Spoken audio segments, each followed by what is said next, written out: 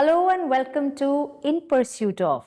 My guest today, Niharika Sharma, co-founder of Paint It Red, is here with me. Welcome, Niharika. Welcome to our Thank show. you. Thank you so And much. you are in pursuit of. Well, good health and quality education for all menstruators in India.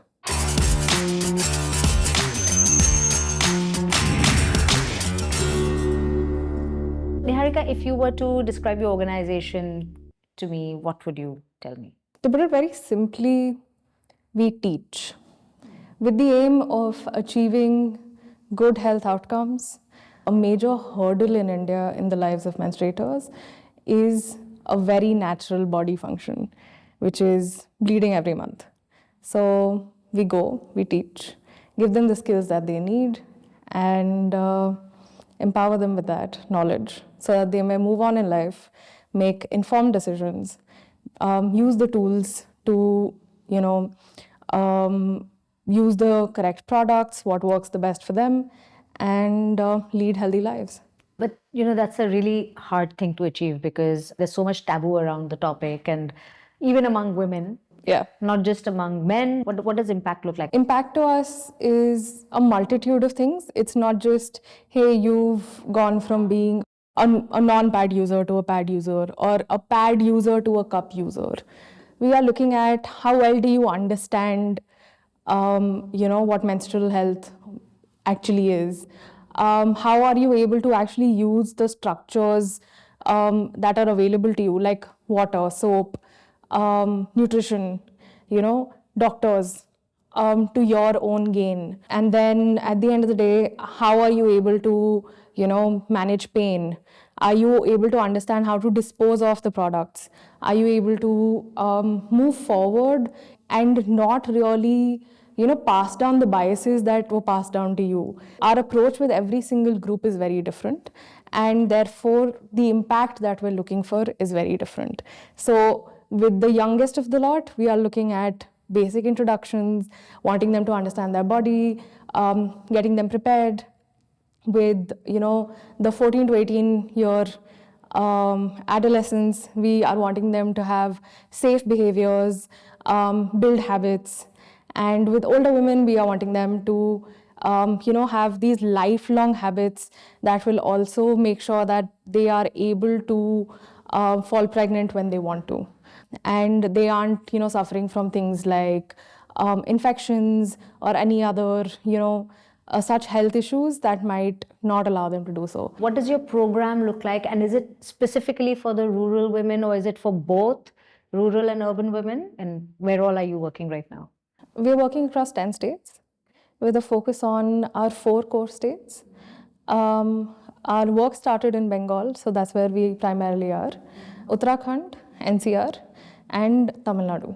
Our program is a 6-month-long program. It evolved from a 1 workshop program to a long-term program, and we realized that this topic, like you said, the taboo, given how people perceive it, the lack of general knowledge about it, and all of that. So it needed reiteration. So our program basically starts with a baseline, an initial workshop, a post-workshop assessment, activities for other stakeholders that can reinforce the program once we've left. After that, community level activities, so that no matter what group we're working with, it becomes a community involvement and rooted project. We do a revision session after that, and finally we do an endline assessment. So that takes us about 6 months to accomplish all of this, and it's always different for every single community. We keep customizing it to make sure that we are catering to the taboos that emerge. So when you say they're different for each community, give me an example of what the differences could be. I would have expected it to be the same everywhere with the given biases. Every 50 kilometers in India, I feel the taboos become spicier. So in one part of the country, you might hear that if you cross a chauraha, and you're on your period, you will get possessed. In a lot of spaces, it's that if a man sees a menstrual cloth that somebody's used and hung up to dry, a clean cloth, he will become infertile. Oh gosh, that'll be a wonderful punishment for men who abuse women. We've got this, whole brew going at this point. No matter what, geography we're in, we need to keep isolating what taboos we're working with. I'll give you an example. So as a part of our community exercise, in say one of our previous assessments, we found that the girls there believe that they shouldn't be playing sports or they shouldn't be moving on their periods and they should just be stationary. They shouldn't be around boys. It's not safe, or fertility will become challenged, or just like, you'll just go wild. If that's the case, we will basically take a sport, get everybody to play together. Do they agree? Yes. With great difficulty, or? So this happens towards the end of the program. So we're able to add like a sports for development element to the program as well.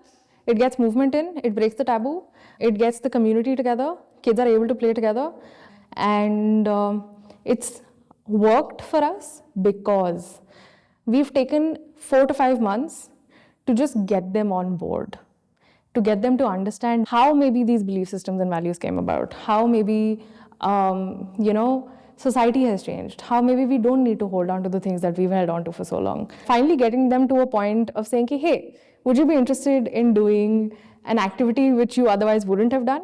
And they'd be like, oh yeah, okay, sure. Why not? So that kind of cements the final few steps of the program. So what happens in those 6 months when you say activities, workshops? What happens exactly? A lot of women in communities are just very uncomfortable with the idea of talking about this topic. So in those 6 months, we want to get people comfortable enough to talk about it, to essentially start engaging with themselves, their needs, become more cognizant about all of this, to think about, hey, there is also something like mental health that exists, can also impact my periods, my menstrual health, and vice versa. We use a lot of mental health tools as well, a lot of engagement on different levels, which includes things like body scans, how to, really manage pain in a holistic way.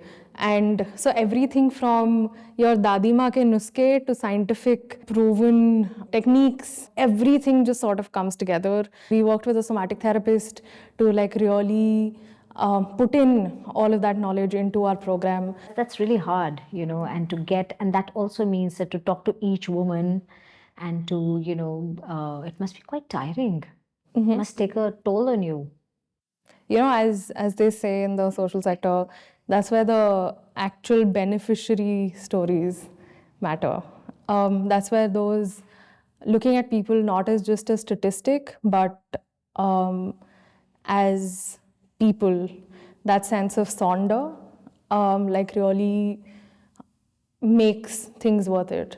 When you have people come up to you and say that, hey, you know what, I've been trying to have a kid for 3 years, and it never struck me that the problem might not be me, or it might be something like PCOS, or you know what, that disabling pain that I've had pretty much all my life could be something like an endometriosis, that my body deserved better, or like there were other ways to like look at the problems that I was having, or that I wasn't impure. I don't become untouchable, that I still have a right to like go pick up my child if I want to. I don't need to be locked in a room and all of that. It just became really important to always acknowledge where they were at, how to meet them there. And the stories that have come out of this general approach have just propelled all of this forward every single time, every single day. And it's been worth it. So when you're training at like an Anganwadi, a lot of the things that emerge there are related to fertility, and them not drawing the connection between having good menstrual health and being able to have good, fertility outcomes. So it's definitely something that keeps coming up very regularly for us. And that is not just why you need to have good menstrual health.